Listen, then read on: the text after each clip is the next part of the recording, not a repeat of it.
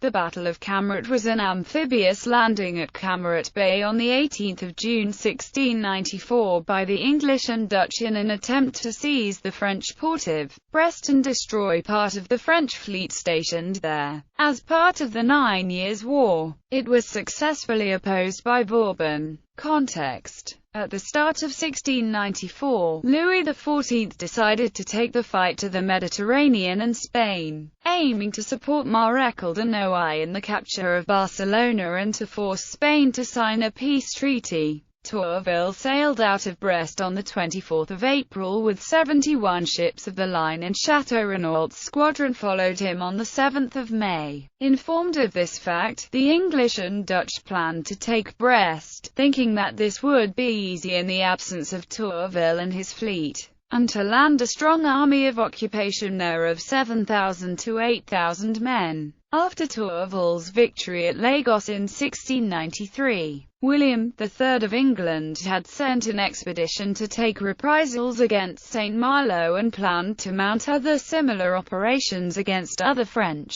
ports. Having got wind of the plan against Brest via spies, Louis XIV made Vauban military commander of Brest and the 4 lower Breton dioceses, from Concarneau to Saint-Brieuc. Preparations. A fleet was assembled in Portsmouth under command of Admiral Berkeley, consisting of 36 warships, 12 fireships and 40 transport ships, carrying an invasion army of 10,000 soldiers under command of General Thomas Tollemache. Vauban started immediately to organize the defense of the city and the rocky coast around it. The bad weather kept the English fleet in its harbour for a month, giving the French just enough time to prepare a warm reception. General preparations. In fact, in 1685, well before the start of the 9 Years' War, Louis XIV had charged Vauban with inspecting the coast from Dunkirk to Bayonne. Of his first stay at Camaret, Vauban wrote in his memoir of 9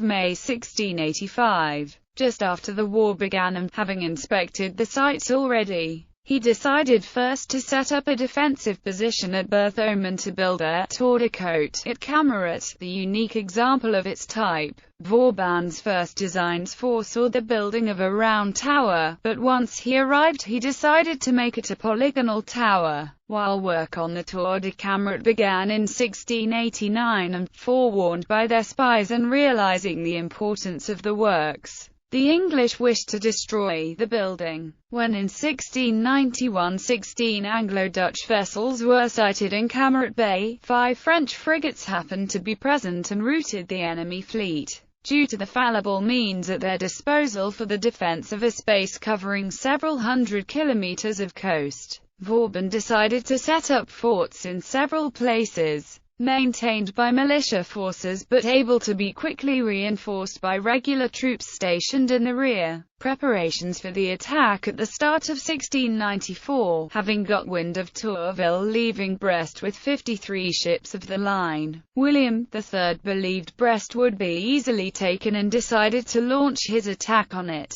As the historian Prosper Leverth writes, this attack William III's plan was to have the majority of the Anglo-Dutch fleet, under the orders of Admiral Russell, sail towards Barcelona to fight Tourville and to have the rest of it, under the orders of John Berkeley, land an invasion force at or near Brest and take control of the Golette and roadstead of Brest. The English that Brest's fate mainly depended on control of the Golette. Remembering the 1594 attempt on Brest under Berkeley finally set out and signals reached Vauban on the evening 17 June that the fleet was in the Mer d'Oise. It anchored halfway between Berthoum and La Toulingue near Camaret Bay, close to the mouth of Brest harbour. Rear Admiral the Marquis of Carmarthen approached the coasts to check on the French positions and possible landing places. On his return, unknown to the English, at this point the promised French reinforcements had still not arrived, and Vauban wrote the following letter to the king at 11 p.m. on 17 June. The 18th of June 1694. On the morning of the 18th of June, a thick fog settled over this part of Brittany,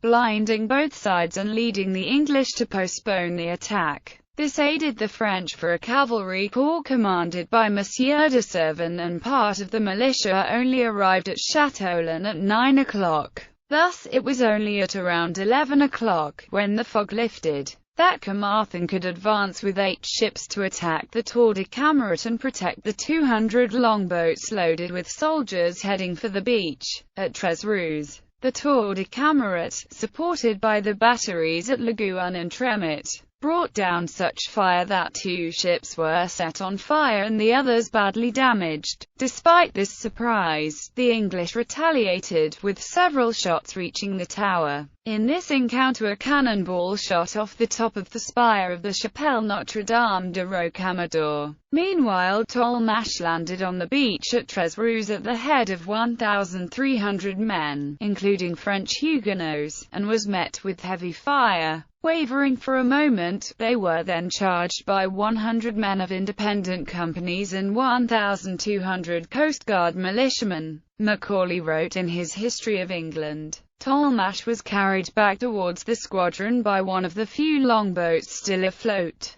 The French counter-attack repulsed the enemy back to the sea, and the landing troops were unable to retreat further since the falling tide had left the longboats high and dry. Only 10 of these boats were able to rejoin the rest of the English fleet. The English losses were considerable. Since that date, the landing beach, stained red with blood, has been known as Tres Rouges. The nearest cliff to where Tolmache landed, or the battery which fired the shot that hit him, is still known as Maro Arceo Zone. When battle was joined, Vauban found himself at Fort du Mengant and only reached the battlefield itself when it was all over. In a letter to M. de Pontchartrain from Camaret on the 18th of June, he wrote, Results. Tolmache died of his wounds on his return in Plymouth and England. Public grief and indignation for the treachery were loudly expressed. After this defeat, the Anglo-Dutch fleet put about and sailed back up the English Channel, bombarding ports such as Dieppe and Le Havre in reprisal. Le Havre was severely damaged in a 5-day bombardment, from 26 to the 31st of July 1694. In September, the same fleet attacked Dunkirk and Calais, but their fortifications meant they could fight off the attacks and suffered only minor damage. This attack gave Vauban the chance to fortify the coasts around Brest, installing a battery at Portsic, another on Isle Long, a third at Plougastel, etc. To celebrate the victory, Louis XIV struck a medal engraved Custos Auriamerici and Angl. A Batave.